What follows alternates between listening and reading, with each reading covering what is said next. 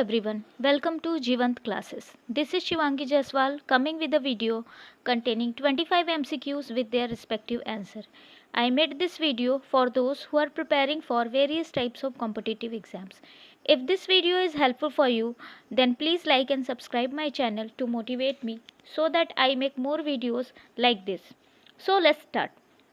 First question is, development of seed occurs inside ovary, inside embryo sac, inside ovule और inside pollen sac.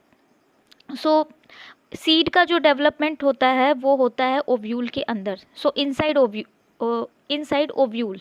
ठीक है. सो ovule जो होता है वो ओवरी के अंदर होता है. तो ओवरी जो है वो फ्रूट का फॉर्मेशन करता है और ओव्यूल सीड का फॉर्मेशन करता है. और ये बहुत कॉमन क्वेश्चन है, कई बार एग्जाम में आ चुका है.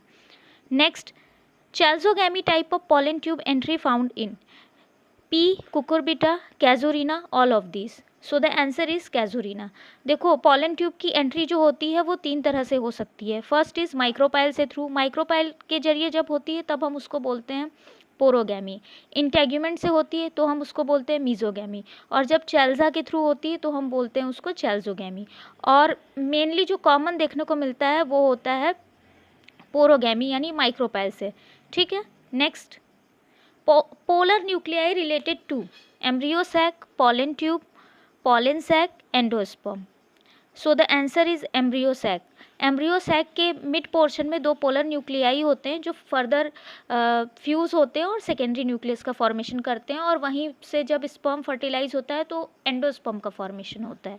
ठीक है. तो अगर आपको इसका डिटेल पढ़ना है तो मैं इस पर भी वीडियो बनाती हूँ. मैंने पूरा NCERT का सिलेबस में पढ़ा रही हूँ. एक्चुअली पूरा तो नहीं पढ़ा है. तो आप, मैं लिंक में दे दूँगी, वीडियो का लिंक दे दूँगी, आप उस पर जाकर पढ़ सकते हो.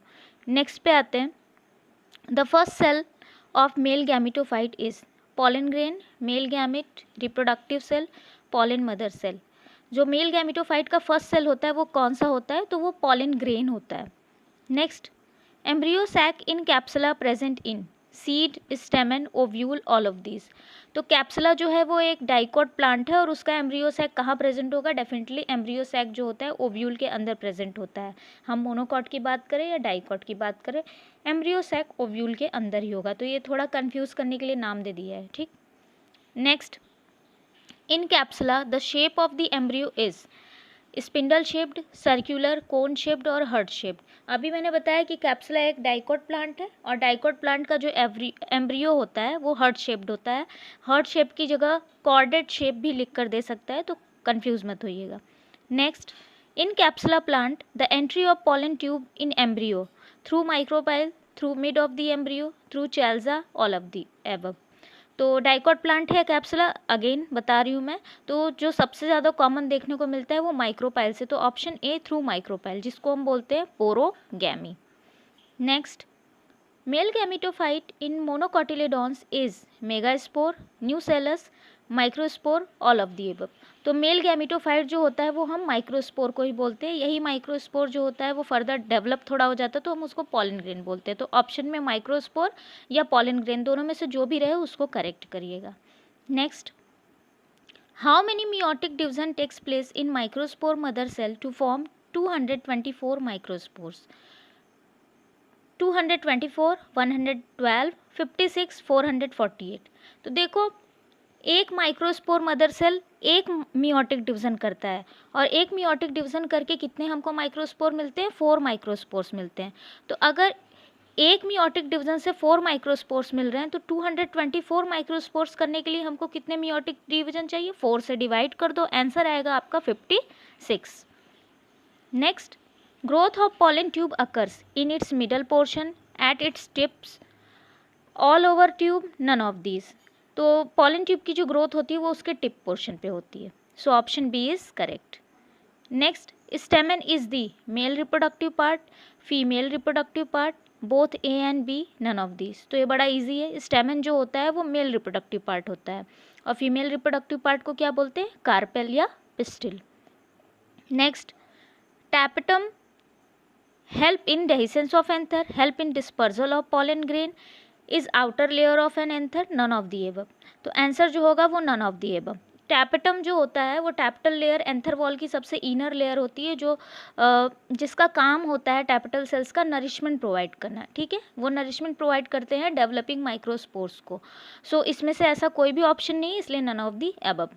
Next, in which of the following style tube is not found? Half closed style, open style, closed style, none of the above. So answer is closed style. जो स्टाइल की ट्यूब होती है, यानी जो स्टाइल होता है, ये 3 तरह के पाए जाते हैं। एक होते हैं जहाँ पर पूरा जो स्टाइल होता है वो अंदर टिश्यूज से भरा होता है, तो पॉलन ट्यूब को प्रेशर लगाना पड़ता है, रास्ता बनाना पड़ता है इंटरसेलुलर स्पेसेस के थ्रू ओव्यूल तक पहुँचने के लिए, यानी एम्ब्रियो सैक तक पहुँचने के लिए।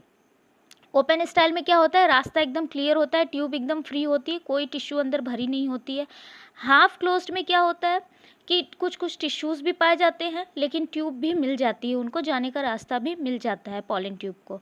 सो किसमें स्टाइल ट्यूब नहीं होगी, यानी किसमें बिल्कुल भी अंदर रास्ता नहीं होगा, तो किसमें होगा, क्लोज्ड स्टाइल में, ठीक। Next, in flowering plants male gametes found in inside स्टेमन, inside the pollen grain, in female gamete, all of this. तो फ्लावरिंग प्लांट में जो मेल गैमेट होता है वो कहाँ होता है, वो पॉलन ग्रेन के अंदर होता है। पॉलन ग्रेन जो होता है वो फर्दर डिवाइड होता है, उससे 2 तरह के सेल बनते हैं, वेजिटेटिव और जनरेटिव सेल। जनरेटिव सेल बाद में जब डिवाइड होता है तो वो मेल गैमेट्स का फॉर्मेशन करता है, स्पर्म सेल का फॉर्मेशन करता है। सो जो मेल गैमेट है वो पॉलन ग्रेन्स के अंदर पाए जाते हैं। Next, who is the discoverer of apomixis in plant? Winkler, Robert Hooke, Oswald, Swan. तो एपोमिक्सिस क्या है, पहले इसको समझ लीजिए। तो कि एपोमिक्सिस एक ऐसा टर्म है, क्या होता है जब बिना फर्टिलाइजेशन के, बिना सिनगैमी के, बिना मियोटिक डिवीजन के सीड का फॉर्मेशन हो जाए, तो इस टर्म को हम बोलते हैं एपोमिक्सिस। और इसके डिस्कवरर या इस बात को सबसे पहले जो बताया था वो थे Winkler. Next, the inner layer of pollen sac is tapetum, its function is, अभी मैंने बताया आपको टैपेटम का क्या फंक्शन होता है, protection, provide nutrition to the microspores, help in dehiscence, none of the above. तो आंसर बहुत क्लियर है, option B, provide nutrition to the microspores. Next, the function of pollen tube is protection of stigma, carrying male gamete, help in fertilisation, all of this. Pollen tube का क्या function होता है, तो pollen tube का function क्या होता है कि वो मेल गैमेट को कैरी करते हैं और पहुंचाते हैं कहाँ तक, एग सेल तक। Next, chalaza found in inside ovule, inside pollen tube, inside embryo sac, none of this. Chalaza कहाँ होता है, ओव्यूल का एक पार्ट होता है चेल्सा, तो वो ओव्यूल के अंदर होता है। The father of Indian embryology is doctor R P. Rai, professor Birbal Sahni, professor P. Maheshwari, sir Jagdish Chandra Bose. देखो, फादर ऑफ इंडियन एम्ब्रियोलॉजी जो है वो प्रोफेसर पी. माहेश्वरी को कहा जाता है, बहुत फेमस है, ठीक है, इनको बहुत सारे अवार्ड्स भी मिले हैं। बीरबल साहनी की बात करें तो वो इंडियन पैलिबॉटनिस्ट हैं, और सर जगदीश चंद्र बोस की बात करें तो ये इंडियन प्लांट फिजियोलॉजिस्ट हैं। ठीक, नेक्स्ट क्वेश्चन पे आते हैं। Nucellus polyembryony seen in mango, oranges, lemon, all of this.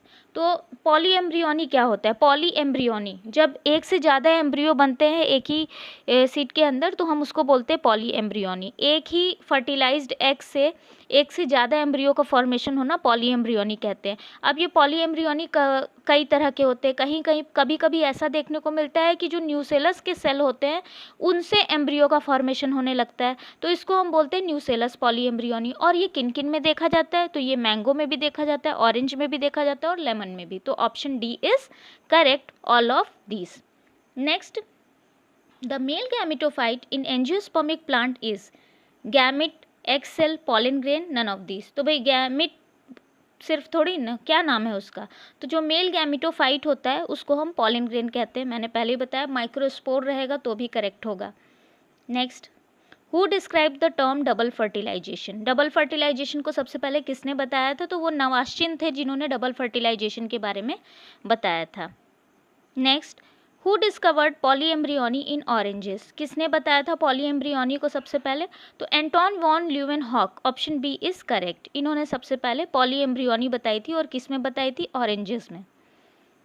Apomixis in plant is birth of a new plant by division of two gametes, development of new plant without syngamy and meiosis, both A and B, none of these। तो अभी मैंने बताया apomixis क्या है, Option B, development of new plant without syngamy and meiosis. Next, the area of ovule attached to the funicle is called hilum, nucellus, chylza, nucleus. तो वो area ovule का जो फ्यूनिकल से अटैच होता है उसको हम बोलते हैं हाइलम. सो आज के लिए इतना ही. नेक्स्ट मैं ज़रूर जल्दी ही वीडियो बनाने वाली हूँ इसका भी. Thank you.